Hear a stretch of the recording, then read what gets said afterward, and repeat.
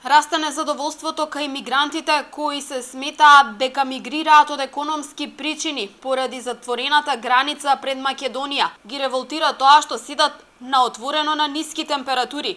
Секојдневно пристигнуваат нови групи на мигранти. Околу 1000 луѓе повторно се насобрани пред оградата и бараат влез во земјава со транспаренти на кои пишува: "Ние не сме терористи, сакаме слобода, отворете ги границите, помогнете ни." Скандираат и протестираат поради одлуката на дел од земјите во Европската Унија да се селектира влезот на мигрантите.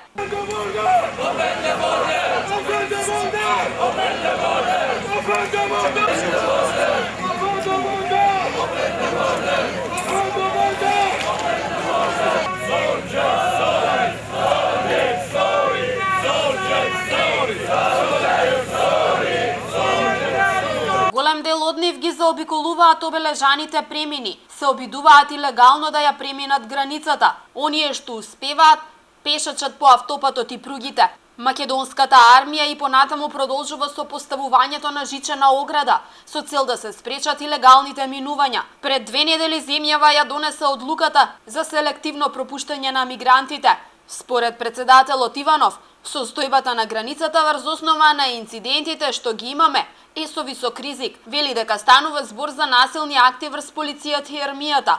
Македонскиот председател вели дека ангажирањето на полициските и армиските сили на границата ги троши ресурсите кои што треба да бидат поставени на другите закани со кои што се соочува Европа, како резултат на враќањето на борците кои се на боиштата. Агенцијата МИА денеска пренесува дека левичарската грчка влада изгледа затечена од развојот на настаните на границата со Македонија, каде што подигнувањето на ограда предизвика собирање на огромен број бегалци и економски мигранти. Веста ја пишува Прототема.